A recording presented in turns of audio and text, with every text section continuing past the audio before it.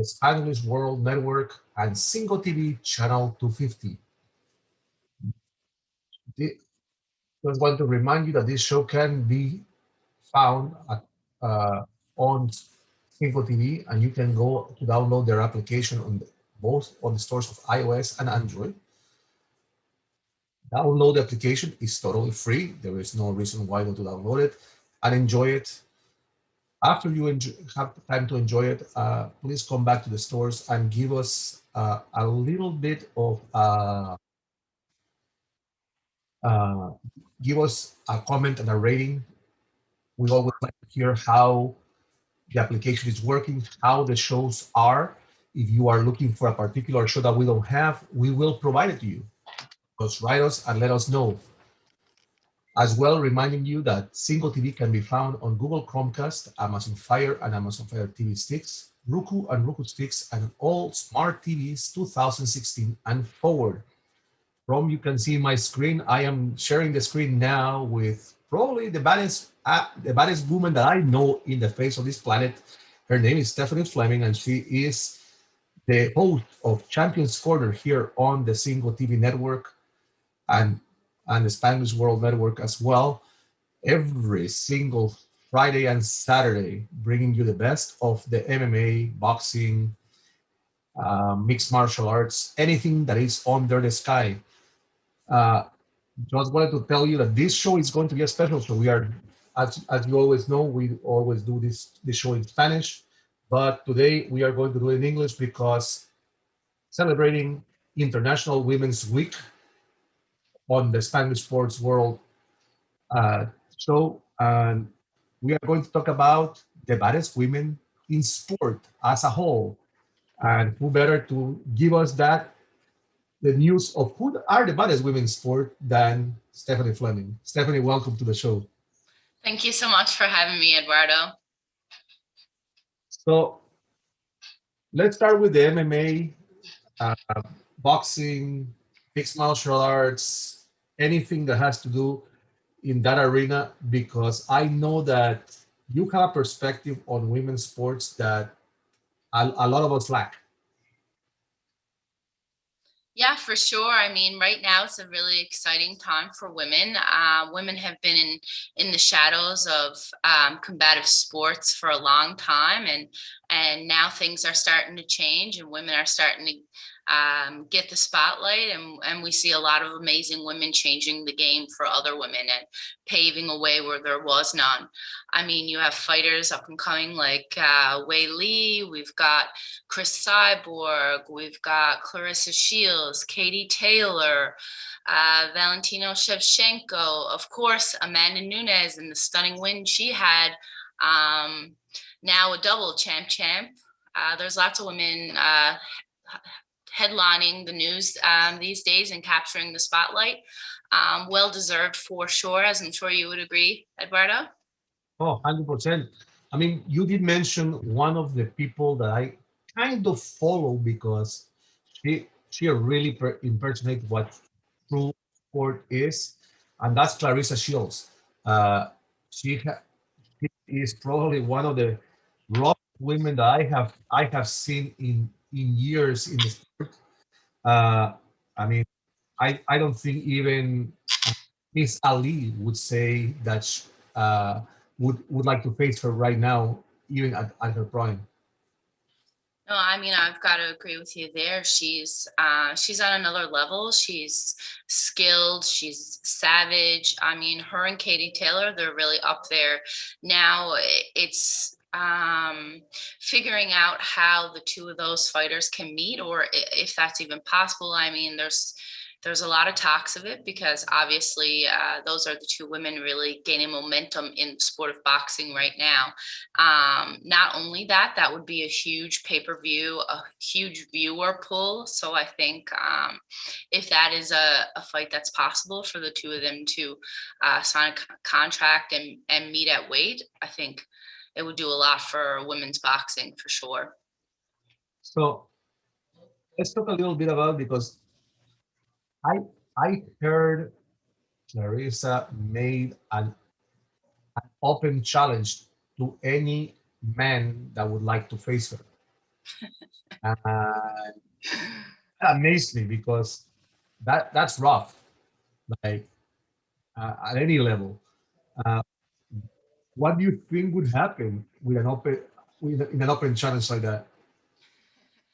Well, first of all, it doesn't surprise me that Clarissa Shields will not back down to anyone, man or woman. Realistically, I mean, it's not something that we're going to see in this decade, an open division. I know there's been a lot of talks about it lately. It's been a hot topic, especially with Nunes being the champ and not really having anyone who can compete with her on the MMA stage in UFC. So there has been a lot of talks about men and women fighting, but realistically, I don't foresee that something that's going to happen in, like I said, the next 10 years. There definitely are women out there who could kick the shit out of men. Excuse my language, everyone. But yeah, there's definitely some females out there like Carissa Shields, like Katie Taylor, like Amanda Nunes, who actually stand a chance, not just against regular men, but against trained athletes as well. And if you don't believe me, ask some of their training partners that are male, and I'm sure they'll put you right in your place. So let's talk about another woman that is making waves, and that's Danielle Perkins. Danielle Perkins has been a little bit emotional as of late. She said that she's going to take the Olympics by surprise in the next this coming summer, and that no one can stop her. Uh, where where Perkins going from here? Hmm. I mean, anyone stands a chance, and it's all about mindset, isn't it? Really, nobody believes the underdog or anyone in a ranked division is going to come up and take stage and make waves until they do. So it's like anything. It's all talk until you get in there and put the work in and grind it out and prove yourself. But I don't doubt anyone. Anyone at an Olympic level is highly skilled. They've been training their whole lives. And just to get there is a feat in itself. So everybody's got a chance once you're there, you know. So you spoke about Amanda Nunes, UFC champion, double champion, boxing and UFC. But one of the things about Amanda Nunes is not just her perseverance in the ring, it's all the stuff that she does outside the ring that impresses people. Uh, is there a next step for Amanda Nunes? Because she has reached the plateau. I mean, I am not going to say that she's the same at the same level that she's below Ronda Rousey, but Ronda Rousey had to leave the UFC because there was nothing else to do. Mm-hmm. I mean, unfortunately, she is at a point in her career when she's run through every viable fight that could give her a chance, really. But it happens to women all the time. It happens to women in amateur sports. You run through everyone in your country or eventually everyone in your division in the world. And where do you go from there? Amanda Nunes is a champion, so she's just going to continue to compete with herself until someone comes along. And it's like anything, there's definitely undiscovered and unhidden talent. And Dana White and the UFC owe it to Amanda Nunes to go out and find some women, you know, who maybe can't compete with her right now, but they have the potential in the future with the right training and the right resources to eventually compete with her. I mean, there are women like Kayla Harrison. I know there's a weight difference there. Chris Cyborg, again, like Nunes has already beaten Cyborg, but just to continue with women's development in this sport, I think you're going to have to continue to fight the next best to yourself in order to stay where you are. So regardless if she's already beaten some of the top talent, I'm sure she's going to, like I said, continue to compete with herself and continue to remain the champ. And what a powerful thing that happened in the ring, hey, when Amanda Nunes brought her daughter into the ring. I thought that was such a beautiful portrait of like women, especially women nowadays. Like, you can have it all. Like, she's an amazing mother. She's a world-class athlete.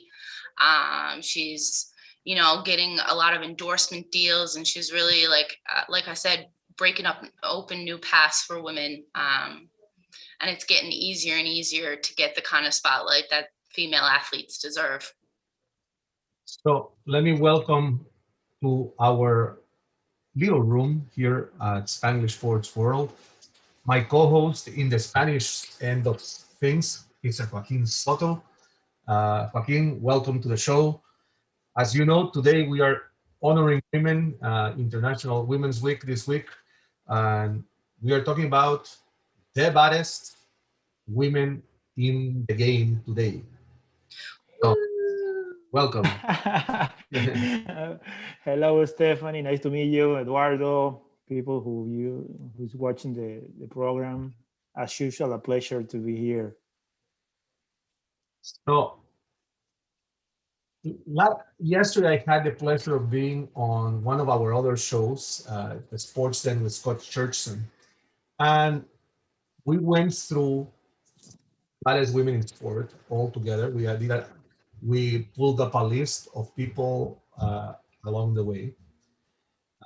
I want to do some of the same thing with you guys. So we did 5 yesterday, and my number fifth pick, just to let you know, Stephanie, because I am not going to compete with anybody. It was you, because I said pick me up any day, anytime. I see. Smart man, Eduardo. Smart man. I see, Eduardo. I am not going to go into any dark alley where Stephanie's walking. Let me tell you that much. So I want to go through a list that I have compiled. Joaquin, I think I told you just before the show that to prepare a list as well. Yeah, just put me running, but yes. Like always. But let's start. I want to start at the top of the game, and we are going to back. I am going to go back in time because this is the woman that put women in sport.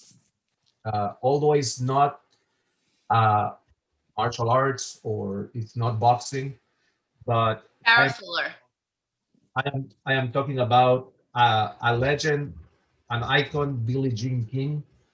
Okay. In the sport of tennis.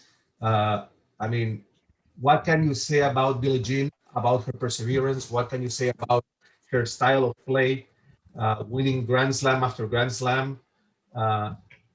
76 years old, and she's still playing the game at an Olympic level. So, you know, that's probably the first name that when it comes to women in sport that comes to my mind. What do you think? Ladies first, Stephanie. Well, actually, Eduardo, I'm embarrassed to say that I've never heard of this woman, but I think because I don't necessarily follow tennis that much. However, I'm super impressed that she's 76 years old and still at the Olympic level. Obviously, that's an amazing feat, and that's not something that you can do in every sport, but she definitely would have been there from the very beginning. How much of a struggle, and I'm sure from when she first began her career to now being in tennis, the game has changed so much, and I'm sure she's seen so much progression. It must be really amazing for her to see like how women are getting a lot more attention in sports media in recent years. I will give Stephanie a hand here because Eduardo, we are a little bit younger than you. So I know about this lady, I know, but this was a tough one to know. I follow tennis, but not that much. But I know she won like 29 Grand Slam, which is 39. Crazy. Oh. She won 39 grand. 39. 39 Grand Slams. She was 29. first Yeah, 39, woman. sorry. She was the first woman to have a match against a man and actually beat the man. Woo! See now she's on my books. She beat a man in Yeah, competition. no, She's my girl.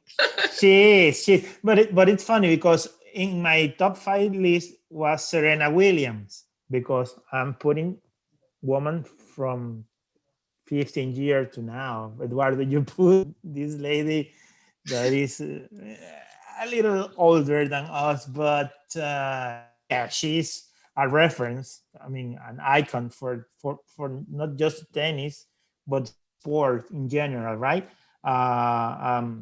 As Stephanie said, we are maybe another generation, but she she won everything. I mean, 16 titles in doubles, 39 Grand Slam, which I don't think even Serena Williams have done that before or something, right? So okay, No, I point. did have You Serena got Williams we number got two. your point, Eduardo. Yeah. I had Serena Williams number two. Ah. Yeah. Two. I have Serena Williams in my list, but yeah, this Lady So Billie Jean King was amazing. Yeah. so my second pick, and you probably don't know this woman, but Imagine if we didn't know the other one. So with now this one, we probably don't know. Okay. so this woman, her name is Junko Tabei. Junko Tabei, Junko Tabe. world renowned because she was the first woman to climb Mount Everest and reach its peak. Oh, I Yes. mean that's what I Yeah, call, he but was he's Japanese, right? she's Japanese, yes. Yes, I have here. But Eduardo, you are putting you are choosing people from the 70s, 80s. I mean, yes, I Well, think I remember. but you have to remember, we are talking about badass women. Yeah, but There we is a can lot go. about there is not men that haven't reached the top of Mount Everest, and for her to do it before a lot of men, that's what I call badass. no, No, yeah. I hear you. She was the first one to do it. It's always the most difficult to be the first to overcome the challenge. And I'm sure there was people who doubted that she could even do it at all. Let's be real. We're talking in a time where a lot of women around the world didn't even drive. You know, It's, like it's true. No, and I think that the most important thing here, Stephanie and Eduardo, I remember her not that much because Eduardo is putting tough ladies. I don't want to know the third one, but I do remember that she, for the moment, I mean, was amazing that she reached the Everest, right? But I think that the most important in that time was that number one was a woman, and she broke all the stereotypes about there was only men that who could, could do this and that. So for the time, I think that it was most important that, that as a woman that she did it than the claim the Everest itself. Could be any other thing, but she broke like the barrier of the prejudice between men and women. I can kind of, sorry to cut you off. I can kind of understand why Eduardo picked women from like long ago, not just because of his age, Eduardo, I'll be honest with you, but also because like you think about it, in her time, like we didn't have Instagram, we didn't have Facebook. So she didn't have necessarily sponsorship for this. You imagine the amount of training that she needed. Like we're talking going to the top of Everest, where you have to have high oxygen capacity. You have to have your lungs have to be trained, your muscles have to be changed. You have to train for hypothermia. Like you can't just climb Mount Everest. This takes months and months and months and months and months of training. I know it's become like a popularized thing that people are like hiring people basically to get them up the mountain, and it's easier now than it was then. But just think about like how she had to make the finances just to get herself there, how she had to do the training when probably it was very difficult to get trainers. Like, she overcame a lot more than if a woman can't climb Mount Everest right now today for the first time ever. Like, she had to overcome more than women now have to overcome, because we have more opportunities now. We have things like the internet, we have sponsorship, Technology. yeah. It's a different time. In that time, 100%, the obstacle was bigger. But that's one great thing of why all these women like coming forth and like doing these amazing things is so important, because every single time, like, the hurdle is a little bit lower and a little bit lower and a little bit lower. So I understand your justification, Eduardo. Yeah, I don't want to hear the third one. Let me see it, because What was yours? What was your second one? Okay. mine. Yeah. Well, I don't have it in order. I have 5. I have Ronda Rousey. I have Serena Williams. Ronda Rousey, you know that Ronda Rousey, as we are, she is half Venezuelan, right? Yeah. So I have Ronda Rousey, I have Serena Williams, I have Danica Patrick, I have Christine Sinclair, and I have one that you might don't know, which is 100% Venezuelan, is Julie Mar Rojas, and she has broke all the records you can imagine in indoor jumps, triple jumps. She just got the order in Spain as the best athlete. I think was in Europe or something. Just last week. Yeah. So those are my 5. A little more of that era, Eduardo. So my third one was someone that I had the of meeting in person, the pleasure of that I walked into South Korea with her in the same stadium, and that's Florence Griffith Joyner, Yes. the track athlete from the U.S. She passed away in 98 at the age of 38 years old. But before she departed us, she set records in the 100-meter dash, in the 200-meter dash, in high jump, in triple jump, and some of her records still stand. Her record in the 200-meter dash still stands till this day. Yes. Uh, some people dare to say that she was faster than some of the men in multiple parts of the world. So, to me, she embodied something that was out there completely. Yeah, I do remember her. I was young, but I do remember her.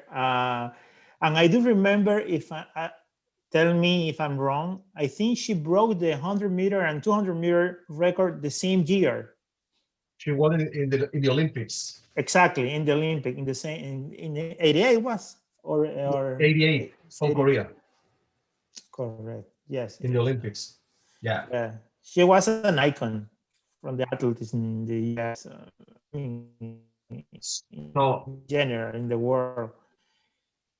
So my next athlete comes from the world of sumo. It is Trisha Thorne. One of the things that captivated me about Trisha Thorne, it's not just that she won 41 gold medals in her career in the Olympics, but it was that she was blind. She swam for the American team. She was the first Paralympic athlete to compete in the normal Olympics. Really? Ever? The first one ever? Man or woman? Man or woman, yes. Wow. And yes, it just made everyone think twice about when how to to measure her. And when she was supposed to go to Russia for the 80 games, the Olympics were canceled, and she had to do extra training, extra motivation to come back in LA in '84 to really go at it and try to embody herself. And she got not one of the things that makes her a real badass, in my opinion, is that even with all her uh, and I won't say that they were handicaps, because they weren't handicaps to her. They were just more motivation to do things better. In '84, when she went to the Olympics in LA, she was supposed to go to the Paralympics, and then they allowed her to compete in LA in the normal Olympics. And I was there as part of the media at that time, and I remember that vividly. And I said, that's not fair that they are allowing a blind woman to compete against regular women. And when I saw that she was beating them by 2 arm lengths, and I was like, wow. You were like, I retract that. Yeah, like, oh my God, it was bad. So that's why I chose her as one of my badass women. She won 55 medals. 55 medals. Not even Michael Phelps have won so many medals in Olympics. So yeah, That is definitely badass. She is. But Eduardo, okay, you are making me sweating. So the next woman in my list, I have a huge list, so we will go. We have lots of time to go through that. Is Alex Morgan, Okay. Olympic soccer team. She's probably one of the women in the face of the earth that I can say that she can compete side by side with men, and you would be able to tell the difference because she's just phenomenal. She has so much skill.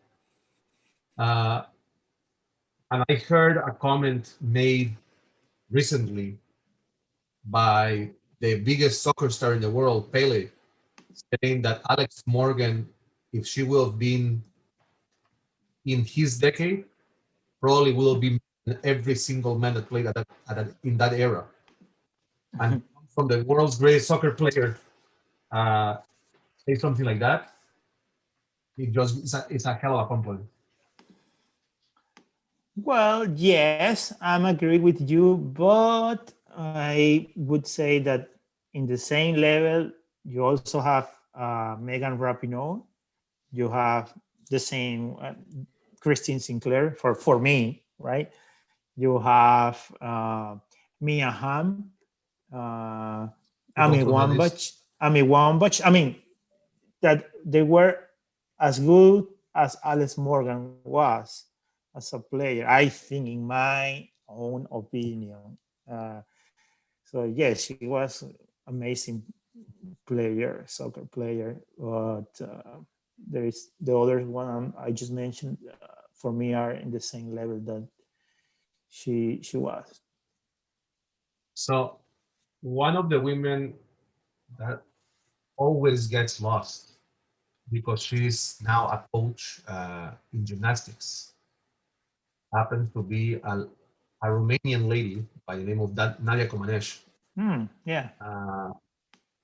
One of the reasons that I consider, and everyone will say that Simone from the US right now probably is at a bigger level than Nadia ever was. But the single point that Spanglish as one of the best in the world and one of the most fierce in the world was because when she came to Montreal in '76, when nobody had done it, no men, no women had done this, and she got a perfect 10, not one time, but 5 different exercises at the Olympics. And that's an accomplishment on its own. That no one had done it, and she became the first athlete in gymnastics to ever do it. Yeah. And she was a kid. She was only 14 years old. So, Yeah. but yeah, So great, she's great athlete. uh, so I'll just give you some names that I have on my list.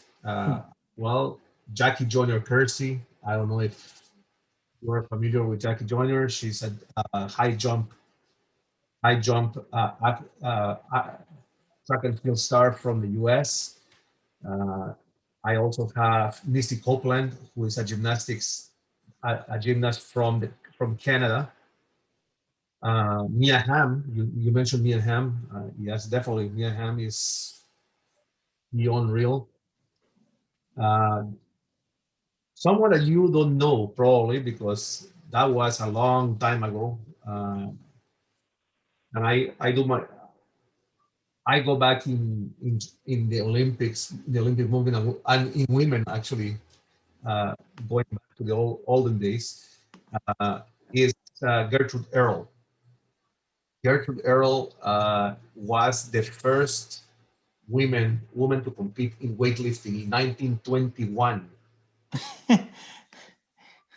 in an Olympics. Quite some time ago, Eduardo. Yeah. Well, Thanks God you didn't mention in your top 5, but 1921. Okay, no, I didn't know about it. So she was not just a weightlifter, but she was the first woman to swim across the English Channel as well. Cool. So that takes a lot of guts. She swam across the English Channel in the middle of winter. Oh, okay. from the UK to France. Wow. That's amazing. She's a rebel in her time for sure. Oh, for sure. Oh, 100%. The next woman I have on my list can be considered probably the greatest tennis player in the history of the game, by far, whether or women. I just that's Martina Navratilova. I remember her. Martina clobbered. She clobbered anyone who came in her path. Just to give you some of her, just to give you some of her background,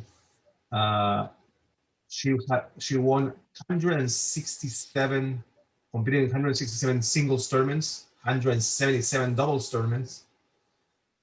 She competed in 2,189 matches. Wow. Yeah.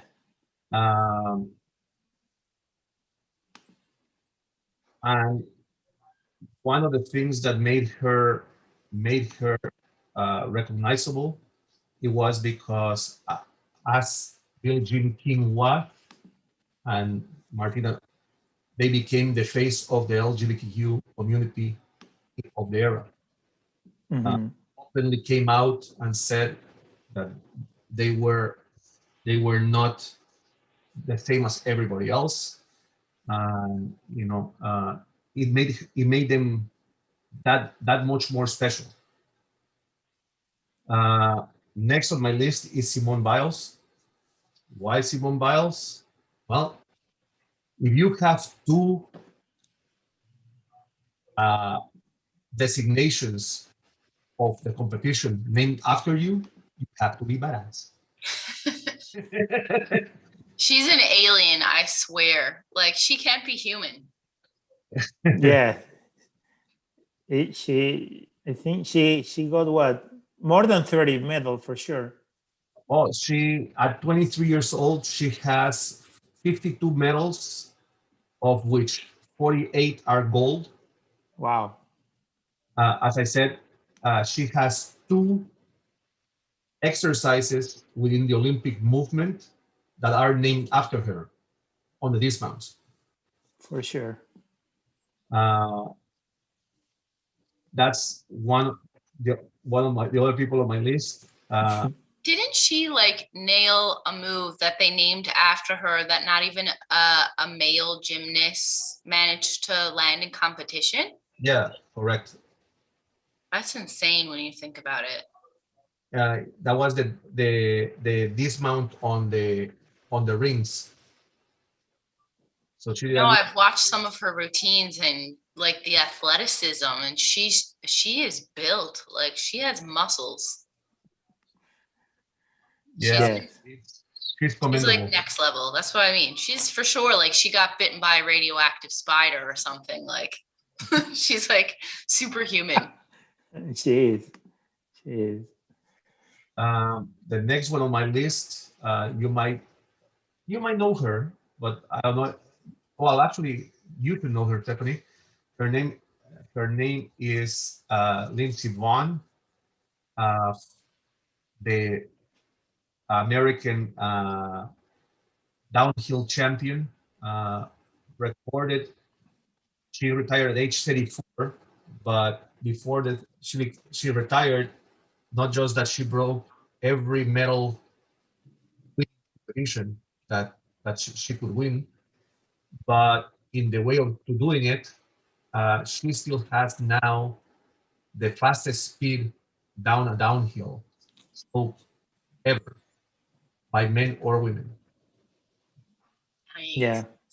Yeah, I do remember she got a very nasty injury on the knee, I remember. And after that she was not the same. By the way, she's the girlfriend of PK Subban, but Yeah. she was really, really good at her time. Really, really good. Uh, the next woman on my list happens to be a Canadian hockey player, Hillary Knight. Uh, in the 2000 Pyeongchang Games in China, she did what nobody could have done in a net, and that was that she went undefeated. Uh, she didn't allow one goal in 17 matches during the Olympics. So that's the next name on my list. She's currently playing in the CWHL, and hopefully, and this is something that I just heard, is that she'll be playing for the Toronto Six, hopefully next season. So it's a pleasure to see. She's like a god here in Canada. Yeah. As I'm sure you can imagine, we love our hockey here. So she's like got the key to every single province in Canada, I'm pretty sure. Oh yeah. She definitely wouldn't be thrown out of a house party. Yeah, 100% for sure. She's popular here. Yep. So now we come more towards this era, and here comes another mountain climber named Hill. So Lynn Hill claim to fame is that she climbed Yosemite Park. Okay. And it was a free climb with no harness, no ropes, no anything. Not just that, but she did it at the age of 14. It's That's something that I've never heard in my life. Someone climbed at the age of 14, badass little girl, uh, broke every single expectation that there could be at Yosemite. Yes. Well, it's funny, Eduardo, because you mentioned she's more than this era. She's from the 60s, but yeah, she competed between the most successful time was between the 80s and 90s. But yes, she was really, really good athlete. But again, you are making me sweat here because some of them I just hear about it. So that list is long, huh? Oh, I have, it's a list of 40. There are a lot of kick-ass women in the world. Oh, yeah. I mean, it's hard to condense all these amazing women into one list. Let's be real. You see, Eduardo have all of them in one list. So That's good. See, he's smart. He knows he's not going to make anyone upset if he puts everybody in there. Yeah, I see. That the old trick, Eduardo, huh? Put I know where to keep everyone. my women. The next woman on my list comes from the world of golf, and it's a current woman, Annika Sorenstam. Annika Sorenstam could be, I could put her in the category of a mix between Tiger Woods uh, and many of the other men. She has won 72 titles in professional golf. Hmm.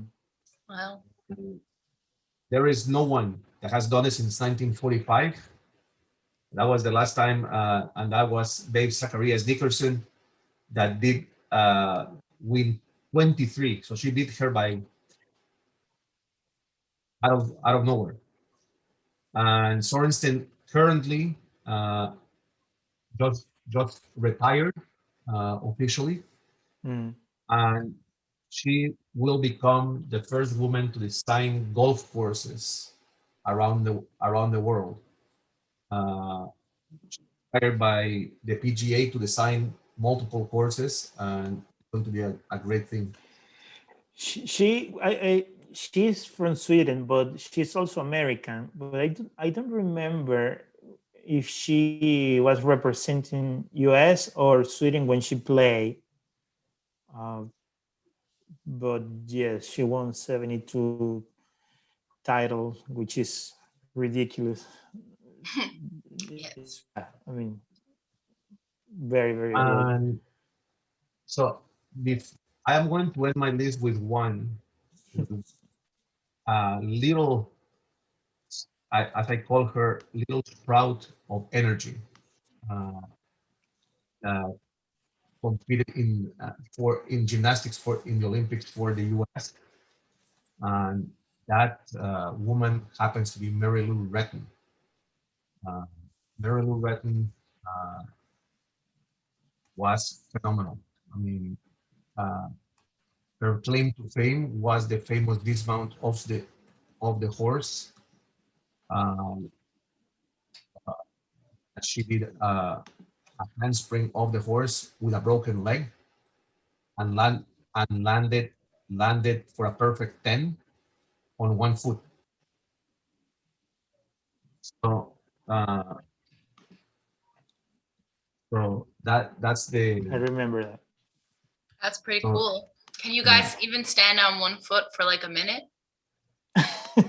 No, not really.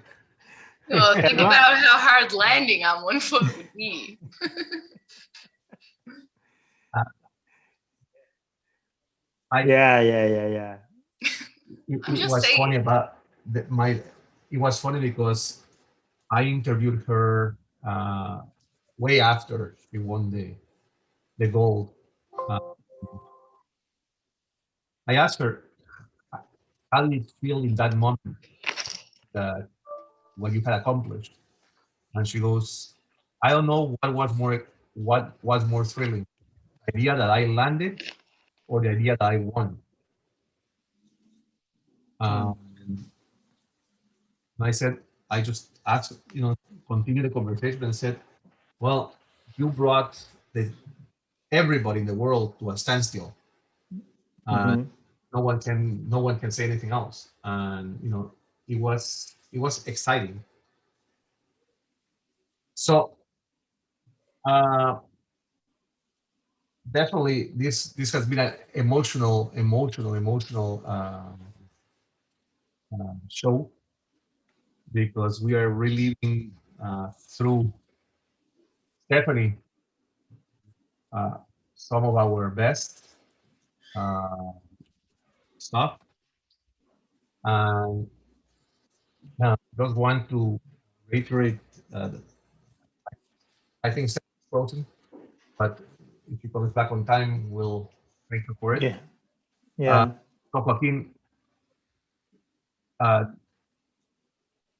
you have moments from women in sports that you remember clearly that you have seen?